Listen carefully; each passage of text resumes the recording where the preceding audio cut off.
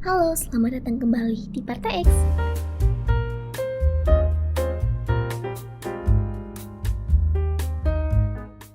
Gas air mata untuk melawan air mata rakyat. Gas air mata seharusnya jadi pilihan terakhir aparat untuk meredam kerusuhan. Namun di Indonesia justru jadi senjata favorit setiap kali rakyat bersuara. Mahasiswa yang menuntut keadilan, buruh yang memperjuangkan hak, hingga driver ojol mencari nafkah semua pernah merasakannya. Padahal mereka bukan musuh negara. Mereka rakyat yang membayar pajak, yang menggaji aparat, yang hanya menuntut hidup layak. Ironisnya, alih-alih dilindungi, mereka dipukul, ditendang, ditembaki. Gas air mata akhirnya jadi simbol murahnya harga rakyat di mata penguasa. Air mata rakyat jatuh bukan hanya karena perih di mata, tapi juga perih di hati. Negara yang mestinya pelindung malah jadi mesin penindas. Aparat yang digaji rakyat justru menyerang rakyat. Inikah wajah demokrasi kita? Demokrasi yang hidup saat rakyat diam, tapi dibungkam ketika bersuara. Setiap tembakan gas hanya memperlebar jurang kepercayaan. Aparat tak lagi dipandang pelindung. Parlemen tak lagi rumah rakyat, dan janji pemerintah terdengar seperti sandiwara. Jika suara rakyat terus dijawab dengan kekerasan, jangan kaget bila suatu saat rakyat menjawab dengan perlawanan. Gas air mata bisa membuat mundur sejenak, tapi air mata rakyat bisa berubah jadi gelombang yang menenggelamkan tirani.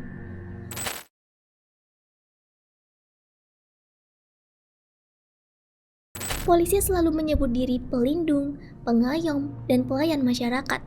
Kenyataannya, setiap kali rakyat menuntut keadilan, yang datang bukan perlindungan, melainkan pentungan dan gas air mata.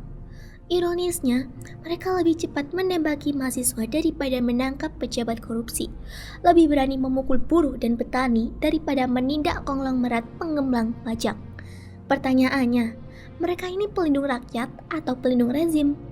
Setiap tindakan represif membuat rakyat makin kehilangan kepercayaan. Rakyat bukan musuh, bukan ancaman. Mereka pemilik sah negeri ini. Jika aparat benar-benar pengayom, seharusnya berdiri bersama rakyat, bukan melawan rakyat. Kekerasan hanya membuat rakyat melihat aparat bukan pelindung, melainkan penyiksa berseragam.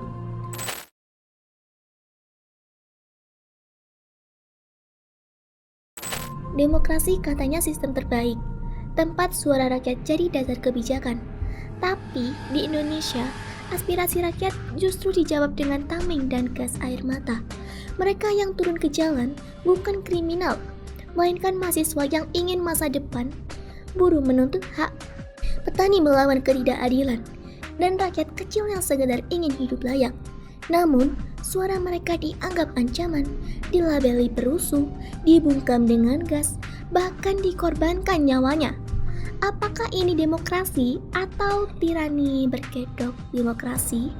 Demokrasi sejati adalah ketika rakyat bisa bicara tanpa takut, ketika pemerintah mendengar, bukan menembaki gas. Tapi di negeri ini, demokrasi hanya slogan di panggung pemerintahan. Di jalanan, yang nyata hanyalah air mata rakyat. Kalau suara rakyat terus dijawab dengan gas, jangan heran bila kepercayaan pada negara hilang. Demokrasi berubah jadi alat represi, suara rakyat diperlakukan sebagai gangguan. Wajar bila rakyat bertanya, untuk siapa sebenarnya demokrasi ini ada?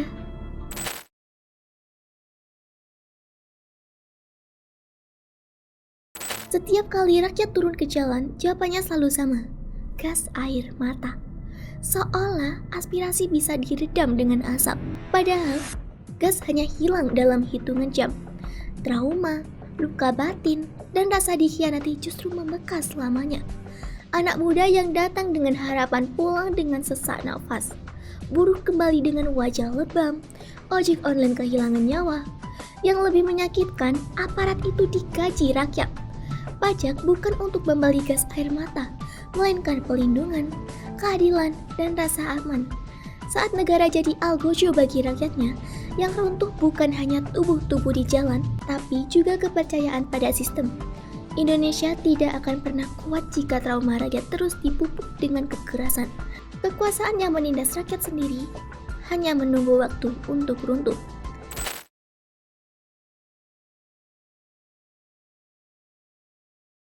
Partai X menegaskan penyambungan bangsa harus dilakukan melalui langkah konkret, di antaranya yang pertama, musyawarah kenegarawanan nasional oleh 4 pilar negara meliputi kaum intelektual, kaum agama, kaum TNI atau Polri, dan kaum budaya sebagai ruang pemersatu visi bangsa untuk membuat desain struktur ketatanegaraan yang baru. Yang kedua, membuat draft amandemen ke-5 UUD 1945 untuk mengembalikan kedaulatan ke tangan rakyat. Yang ketiga, Majelis Pemusyawaratan Rakyat Sementara atau MPRS untuk mengawal transisi dan mengesahkan amandemen ke-5 UUD 1945. Yang keempat, pemisahan tegas negara dan pemerintah agar negara tak ikut runtuh bersama rezim. Yang kelima, pemaknaan ulang Pancasila sebagai pedoman operasional bukan slogan. Yang keenam, pembubaran partai politik yang tidak mendidik rakyat. Yang ketujuh, reformasi hukum berbasis kepakaran agar hukum tidak lagi bisa dibeli. Yang kedelapan, transformasi birokrasi digital untuk memutus rantai korupsi. Yang kesembilan, pendidikan politik di sekolah agar generasi berikutnya tidak buta konstitusi. Yang kesepuluh, menggunakan media cetak, televisi, radio, media online, dan media sosial milik negara sebagai sarana utama menyebarluaskan pendidikan moral dan politik berbasis Pancasila. Dengan begitu, nilai-nilai Pancasila dapat menjangkau seluruh lapisan masyarakat secara luas dan konsisten, memperkuat kesadaran ideologi generasi muda, serta menanamkan rasa tanggung jawab sebagai warga negara. Gas bisa hilang, tapi trauma rakyat hanya sembuh bila negara kembali ke fitrahnya, melindungi, bukan menyiksa. Itu tadi video dari kami, jangan lupa like, komen, dan subscribe. Kami Partai X pamit.